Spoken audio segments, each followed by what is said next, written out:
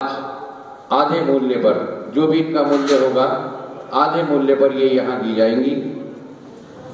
अभी मैं अपने बीच योगेश्वरी मुक्ति जी, हमारी बिटिया बैठी है, हम उससे प्रार्थना करेंगे कि वो आए और अपने विचार योग और ध्यान के विषय में आपसे शेयर करेंगी। योगेश्वरी मुक्ति जी।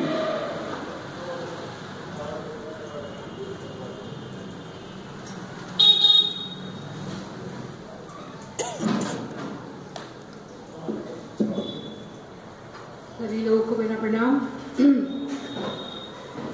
जैसे कि आप सभी लोग जानते ही हैं योग के बारे में, कोई नई चीज़ नहीं है ये, लेकिन मैं सिर्फ इतना बताना चाहूँगी कि एक्चुअल में योग कोई एक्सरसाइज, कोई हठ योग मतलब कोई हार्ड चीज़ नहीं है। योग बहुत सॉफ्ट चीज़ है और योग ट्रेडिशनली जो करते हैं, जो ट्रेडिशन से आया हुआ योग है, उसको अगर आप करते हैं तो कोई भी आदमी, कोई भी व्यक्ति, उसको बीमार व्यक्ति भी उसे आसानी से कर सकता है। जो हम लोग कहते हैं कि तेजी से आसन करना या तेजी से आसन को छोड़ना, ये योग में नहीं आता। ये सब मॉडिफिकेशन है, सब मॉडिफाई की हुई चीज़ें हैं।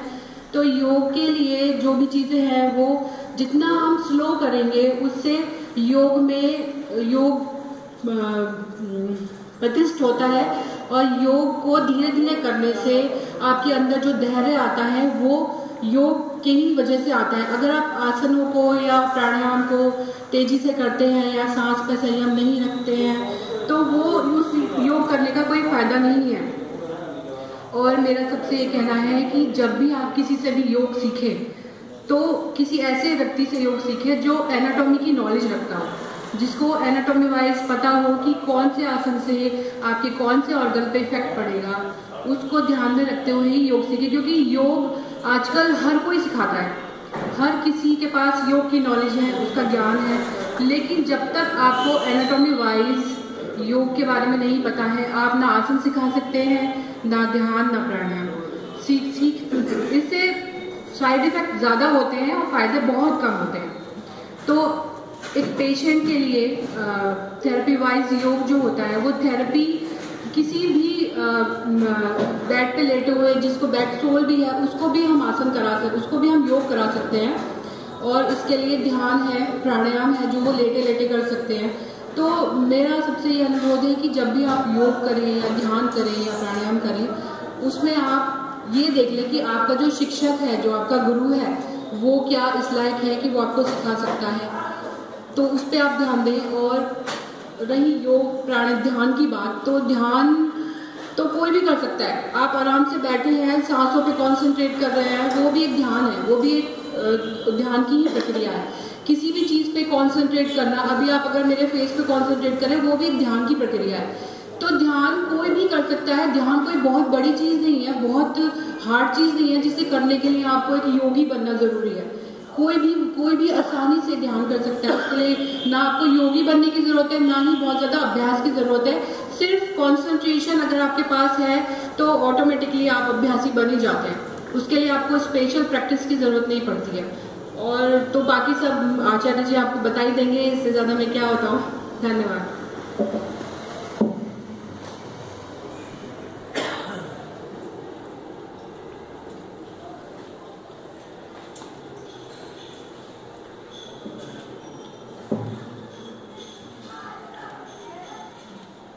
साथियों, अभी बिटिया रानी ने बताया कि ध्यान निश्चित तौर से एक ऐसा गहन विषय है। जो भी व्यक्ति अध्यात्म की ओर जाना चाहता है वो कहता है ध्यान कैसे लगे। आप सभी को हम बताते हैं, व्यक्ति के शरीर में मस्तिष्क एक स्थान है और साथियों मस्तिष्क की जो क्षमता है उसे यदि तुम जान लो,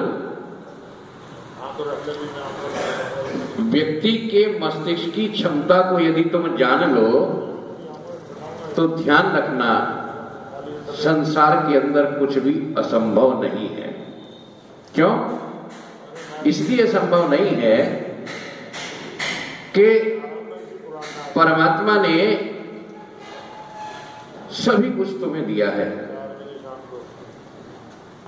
यथा पिंडे तथा ब्रह्मांडे, जो इस ब्रह्मांड में समाया है वो तुम्हारे पिंड में है। जो इस ब्रह्मांड में समाया वो तुम्हारे पिंड में है। परमात्मा तुम्हारे से दिगर है नहीं, परमात्मा तुम्हारे से भिन्न नहीं, तुम्हारे अंदर ही स्थित है। तुम्हें उसे जानने की क्षमता यदि है, उस और जाने की इच्छा अगर है, तो तुम्हें क्या करना होगा? तुम्हें अपने आप को जानना होगा। तुम्हें अपने आप को जानना होगा। सेल्फ रियलाइजेशन जिसे कहते हैं और जिसको आत्म साक्षात्कार कहते हैं।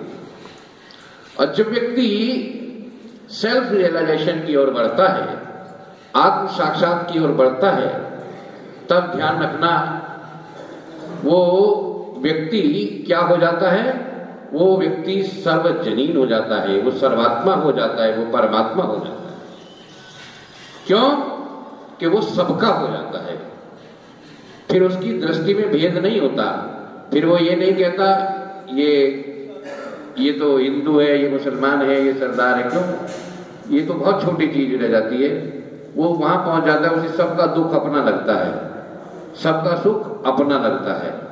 फिर सारे संसार को वो अपना मानता है। और जिस दिन वो इस भाव में आ जाता है, वो परमात्मा की ओर बढ़ता है, परमात्मा को जानने का प्रयास करता है।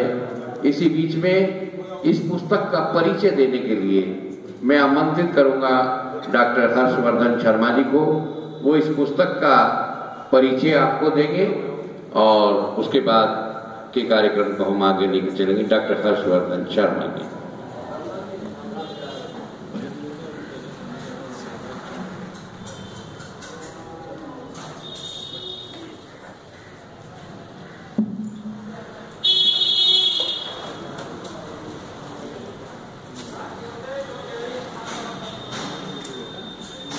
मंच पर आसीन